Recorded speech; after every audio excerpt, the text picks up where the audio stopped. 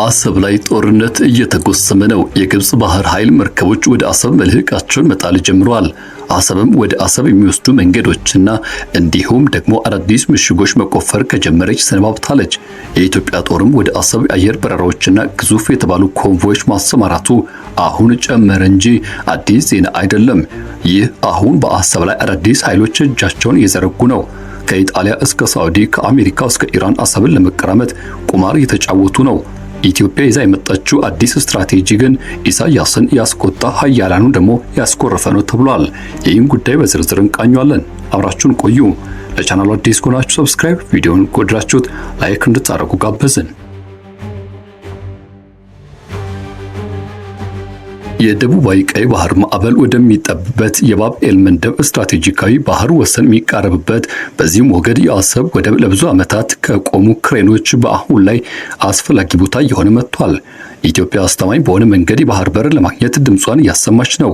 በአንጻሩ ኤርትራ በአሰብ ላይ የሚደረግን ማንኛውም ጥያቄ ወይም ደግሞ ድርድር በከፍተኛ መስዋዕትነት የተገኘው ሉዓላዊነቷን አደጋ ላይ የሚጥልና ህልውናዋን የሚፈታተን አድርጋ ትመለከተዋለች። በአንድ ወቅት በቀላል መንገድ ሊፈታ ይችል የነበረው ኢኮኖሚያዊ ውዝግብ ዛሬ ላይ የግብፅን ፍላጎቶች፣ የቀይ ባህር ደህንነትና ሀያላኑ መፋለሚያ ወደ መሆን ተሸጋግሯል።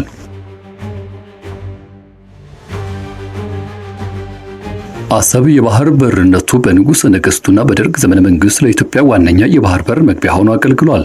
በእነዚያ ዘመናት ደግሞ የንግድ ዕቃዎች በነጻነት ይንቀሳቀሱ ነበር። ወደቧም በኢትዮጵያ የንግድ እንቅስቃሴ ምክንያት ነበረች። በጠቅላይ ሚኒስትር አብይ አህመድና በፕሬዝዳንት ኢሳያስ አፈወርቂ መካከል የተደረገው የሰላም ስምምነት ለአጭር ጊዜ አዲስ የተስፋ ጭላንጭል አሳይቶ ነበር። ድንበሮች ተከፈቱ፣ የቪዛና የአየር መንገድ በረራዎችም ተጀመሩ። የኢኮኖሚ ትስስር ተስፋዎችም እጅግ ገነኑ። ሆኖም ግን የትግራይ ጦርነት የኤርትራ ኃይሎች ከኢትዮጵያ መከላከያ ሰራዊት ጎን በመሆን ህወሓትን ባጠቁበት ወቅት ላይ አዲስ የቅሬታ ሂደት መጣ። ኤርትራ በፕሪቶሪያ ሰላም ሂደት ውስጥም ተገፍቻለሁ በሚል ኩርፊያ ውስጥ አደረባት። በሌላ በኩል ደግሞ ኢትዮጵያ ከፍተኛ የሀገር መልሶ ግንባታ ወጪዎች የተጋረጡባትን ከ90 ከመቶ በላይ የሚሆነውን ወጪ ገቢ ንግዷ በጅቡቲ ወደብ ጥገኝነት ላይ ያደረገች በመሆኗ ወደ ባህር በር ለመድረስ ጥያቄዋን በጎላ ድምፅ ማንሳት ጀመረች። አብይ የኢትዮጵያን ህጋዊ የባህር በር ፍላጎት አስመልክተው የሰጧቸው ይፋዊ መግለጫዎች አልፎ አልፎ የኤርትራን ነጻ ጥያቄ የሚጥሉ ታሪካዊ እውነታዎችና እይታዎችን ያካትቱ መሆናቸው በአስመራ ዘንድ ትልቅ ቀይ መስመር አልፈው ተገኙ። ኤርትራ ባለስልጣናት ይህን አባባል የሀገራቸው ግዛት የመጠቅለል ድብቅ ፍላጎት አድርገው ተረጎሙት። ውጥረቱ በፍጥነት ወደ ዲፕሎማሲያዊ ጦርነት ተቀየረ።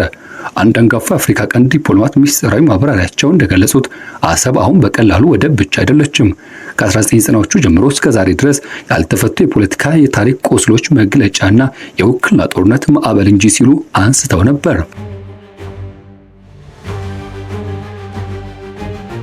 የወታደራዊ መረጃ ዘገባዎች እንደሚያመለክቱት በምዕራባውያኑ ተቋማት የተተነተኑትና የሳተላይት ምስሎች ከቀጠናዊ ዋና ዋና ከተሞች የሾለኩ ዘገባዎች አደገኛ ሁኔታዎች አካሄድን ያሳያሉ።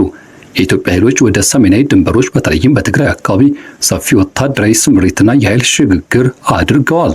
ኤርትራ በኩሏ ከፍተኛ ጥንቃቄ ደረጃዋን ያሳደገች ሲሆን ወደ አሰብና ምጽዋ ወደቦች የሚወስዱ ዋና ዋና ስትራቴጂካዊ መስመሮች ላይ ምሽጎችን የመገንባት የሰራዊት ቅስቀሳ የማካሄድ ስራዎችን ቀጥላለች ይላሉ። በየዕለቱ የቃላትና እንዲሁም ደግሞ ሌሎች ጥቃቅን የተባሉ ክሶችም ይሰነዘራሉ።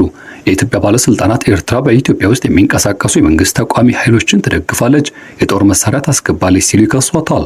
አስመራ በበኩሏ እነዚህ ክሶች ሙሉ በሙሉ በመካድም የኢትዮጵያ ወታደራዊ ኃይል ክምችት ለወረራ የሚደረግ ዝግጅት አድርጋ ትጠቁማለች።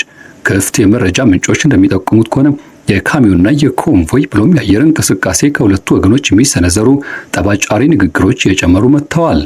ንግግሮቹ ከኢትዮ ኤርትራ ጦርነት በፊት ይታዩ ወደ ነበሩ አደገኛ ደረጃዎችም አድገዋል። የዚህ አውሎ ንፋስ ማዕበል ደግሞ አሰብ ናት።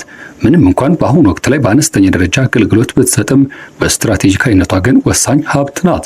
ከኢትዮጵያ ድንበር በ75 ኪሎ ሜትር ርቀት ላይ በኤርትራ ደቡባዊ ደህናክል ክልል የምትገኘው ይህች ወደብ ከፍተኛ መጠን ያለው የንግድ እንቅስቃሴ ማስተናገድ የሚችሉ 7 የመርከብ ማቆሚያዎች አሏት። በማዕቀብና በፖለቲካ ውጥረቶች ምክንያት ለዓመታት ሙሉ አቅሟን ሳትጠቀም የቆየችው አሰብ ዛሬ ሁለት ተቃራኒ ራዕዮች ማዕከል ሆናለች። ለኢትዮጵያ ወደ አሰብ የሚደረግ አስተማማኝ መግቢያ በየዓመቱ በኢኮኖሚያ ላይ በመቶ ሚሊዮኖች የሚቆጠር ዶላር የሚጭነው የሎጂስቲክስ ወጪ ከፍተኛ ደረጃ ሊቀንስ ይችላል። ለኤርትራ ደግሞ ወደቧን በራሷ አቅም ወይም ደግሞ ከተመረጡ አጋሮች ጋር ማልማት የገቢ የስራ ዕድልና የጂኦፖለቲካዊ ተጽዕኖ ማሳደጊያ ዋነኛ መሳሪያ ተደርጎ ይቆጠራል። ለኢትዮጵያ የባህር በር የመድረስ ጥያቄ የህልውና ያህል የሚታይ የኢኮኖሚ ደህንነት ጉዳይ ነው። የህዝብ ብዛቷ ከ120 ሚሊዮን በላይ የደረሰችው ሀገሪቱ በአህጉሪቱ በህዝብ ብዛት ሁለተኛዋ ብትሆንም ሙሉ በሙሉ በጅቡቲ ላይ የተንጠለጠለች መሆኗ ለኢኮኖሚያዊ ትልቅ ፈተና ሆኖባታል። የጅቡቲ ወደብ ከፍተኛ ታሪፍ ማስከፈሉና ሀገሪቱን ለነጠላ መስመር አደጋ ወይም ደግሞ ሲንግል ፖይንት የማጋለጡ ሂደት የኢትዮጵያ መሪዎች አማራጭ የባህር በሮችን አጥብቀው እንዲሹ አስገድዷቸዋል። አሰብ ደግሞ ከጂኦግራፊ ቅርበትና ታሪካዊ ትስስር አኳያ የመጀመሪያውና ተፈጥሯዊ አማራጭ ተደርጋ ትወስዳለች። ሆኖም ግን ይህ ፍላጎት በሰላማዊ መንገድና በውል ከመፈጸም ይልቅ ወታደራዊና በፖለቲካዊ ማስፈራራት የታጀበ መስሎ ሲታይ ኤርትራ ብሔራዊ ደህንነቷን ስጋትን እንዲቀጣጠል አድርጓል በማለት ትወነጅላለች። በኤርትራ በኩል ደግሞ የአሰብ ወደብ ሉዓላዊነትና የብሔራዊ ክብር መግለጫ ናት። የ30 ዓመታት የነጻነት ትግል ውጤት የሆነችው ይህች ወደብ ለኢትዮጵያ ማንኛውም አይነት ልዩ መብት መስጠት ወይም የሉዓላዊነት ይዞታ ማካፈል ለአስመራ አስተዳደር በፍጹም የማይታሰብና ቀይ መስመር ነው። ኤርትራ አሰብን ማልማት የምትፈልገው በራሷ ውሳኔና ቁጥጥር ስር ሆኖ የሕግና የንግድ ደንቦችን በሚያከብር መልኩ ብቻ እንደሆነ ታሰምርበታለች። በመሆኑም በአሁኑ ወቅት ላይ በሁለቱ ሀገራት መካከል ያለው ግጭት የቀጥታ ጦርነት መልክ ባይዝም የቀጠናው ሂደት ላይ ያሉትን የኃይል ሚዛኖች እያናጋ ይገኛል። እንደ ግብጽ ያሉ ሀገራትም ከኤርትራ ጋር የሚኖራቸው ግንኙነት ለማጠናከር መሞከራቸው እንዲሁም በቀይ ባህር አካባቢ ያሉ ዓለም አቀፍ ኃይሎች ፍላጎት የአሰብን ጉዳይ ከሁለት ሀገራት ውዝግብ አልፎ ዓለም አቀፋዊ የፖለቲካ ጠረጴዛ አድርጎታል። ዓመት ሙሉ ትኩረቱን በኢትዮጵያና በኤርትራ መካከል ባለው ግጭትና የውጥረት ፍጥጫ ላይ ባደረገው በዚህ ወቅት ላይ ኤርትራ በጥበብና በተደራጀ መንገድ የቆየውን የጥገኝነት ትረካ የሚፈታተን ሰፊ የባህር ስትራቴጂን ተግባራዊ ማድረግ ጀምራለች። በቅርብ ጊዜ በተደረጉ ትንተናዎች ላይ በዝርዝር እንደተመላከተው አስመራ ሁሉንም እንቁላሎቿን በኢትዮጵያ ቅርጫት ውስጥ ላለማስቀመጥ ቆርጣ ተነስታለች። ይልቁንም በጂኦግራፊ አቀማመጧ በተመረጡ ሽርክናዎችና በውስጣዊ ማሻሻያዎች ላይ ራሷን የቻለች ገለልተኛ የባህር ወደብ መጻኢ ዕድልን ለመገንባት በሙሉ አቅም እየሰራች ነው። በወርሃ ግንቦት ከግብጽ ጋር የተፈራረሙት የባህር ትራንስፖርት ስምምነት እዚህ ደረጃ አዲስ ስትራቴጂ መሰረታዊ ማዕዘን ድንጋይ ነው።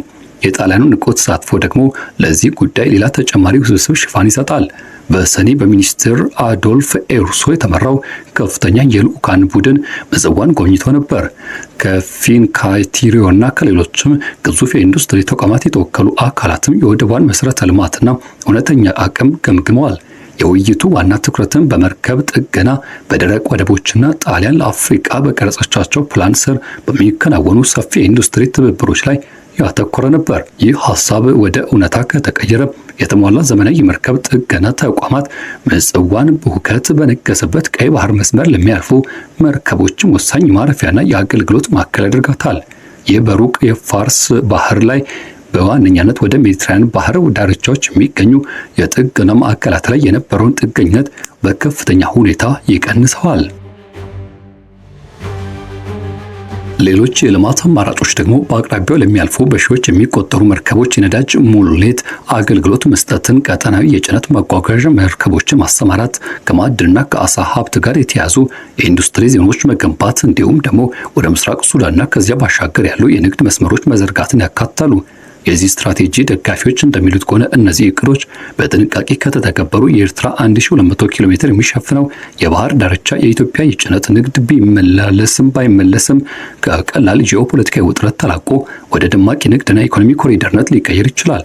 የአሰብ ፖለቲካ ትርጓሜው ከሁለቱ ሀገራት ወሰን እጅግ በራቅ ሁኔታ ውስጥ የተቀመጠ ነው።